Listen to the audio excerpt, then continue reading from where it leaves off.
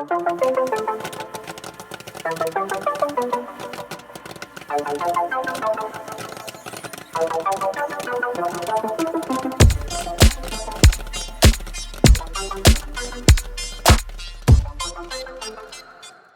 this is David C. Jones again, and this is my fifth and final video profiling some of the films that are going to be out on screen starting very, very soon. And there are a lot of documentaries this year. I started with a documentary, and I'm going to end off this series with another documentary because I'm talking with Rita Baghdadi from the movie Sirens. Hi, Rita. Hi, Hi. Where are you right now? I'm in Los Angeles. Nice. Now you made Sirens. What prompted you to go? I want to go to Beirut and I want to go and film a heavy metal band. I'm assuming you're a heavy metal fan. Well, technically, I wasn't a heavy metal fan until I met Slave to Sirens. I grew up listening to punk and hardcore, so slightly different genres, but in the heavier music scene. And at the time in 2018, when I discovered, the music of Slave to Sirens, I was really just looking for new music. And so I came across they had just put out their first EP, and I came across it and I was really blown away by their sound and their talent. And then I discovered, when I read a little article about them, that they were supposedly the first all-female metal band in the Middle East. And as an Arab American woman, I really was intrigued by telling a story within the region that would sort of challenge perceptions of women in the region. Nice, nice. Now, how did you end up discovering? Like you said, you discovered it. Were you just looking for stuff online? You're looking for Middle Eastern. I'm looking for Middle Eastern music, or did someone give it to you? Was it a gift? Or how did this fall into your lap? I regularly just scour the internet for music. I just like literally just go to blogs, and I'm just constantly looking for new music. And so it really had nothing to do with the Middle East at the time. I was looking for more like, heavier music that was new and interesting to me. So I just stumbled on them. All right, and that I we'll have to work on a story on that. You'll have to say like someone dropped a bag and I got my bag and we picked up the wrong bag and I ended up going, like doing some one of those international spy thrillers or something. What now? So you went to Beirut to go and film them. What was it? Just you said we were talking beforehand. You didn't want to just make a regular rock documentary. How is this? Why did Out on Screen say we must have this film in our festival? Well, when I first started developing a relationship with the band, it was through Lilas, who's the protagonist of the film.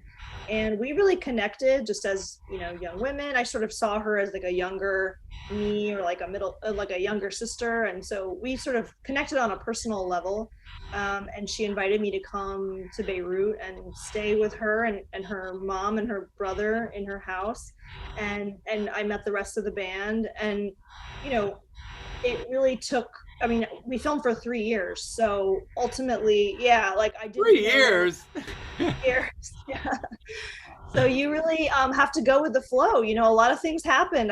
We didn't know that the revolution was going to happen. We didn't know, certain things in the country. Don't want to spoil it for you, but were going to happen.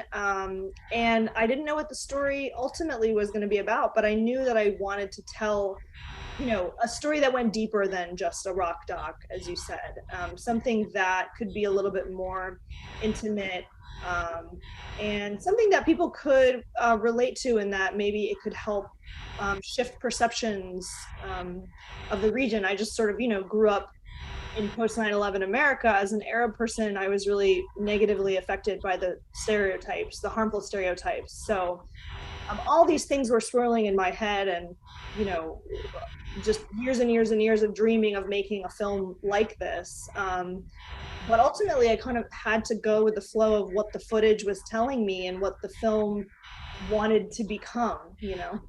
Nice. Yeah, that's the thing with making a documentary is you start pointing the camera and shooting and you're not quite sure. I know this is interesting. I just don't. I have to also make a structure though. I have to make some kind of structure. What was the hardest part about filming this movie? Because 3 years, were you there the whole time, or were you just going back all the time? No, because of, funding, I had to have other sort of jobs, and so I couldn't just stay there for 3 years. I went back and forth quite a few times, and so it was that, that was a difficult part of it because it's a very long journey. It's 20 hours in the air, and it's expensive, and but ultimately, I that wasn't maybe the hardest part. Maybe the hardest part was sort of just the situation in the country and dealing with all of the sort of swirling instability. I mean, there was just the just very basic stuff like electricity is really unreliable, in fact non-existent sometimes. Wow. So all of these factors made it a difficult journey, but not maybe more difficult than other films.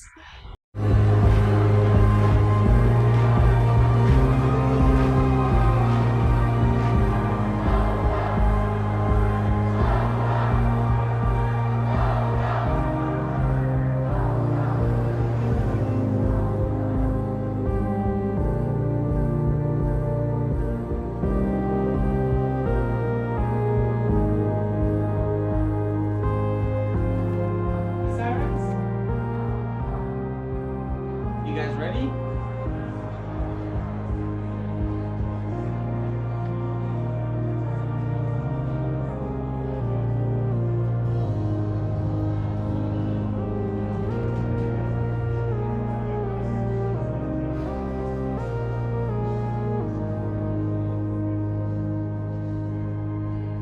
Since the day my grandparents were born, this country is fucked up. War, instability, unemployment. Are you fucking ready? All this pain, all this rage. There's something we're running away from. But I don't want to live in fear.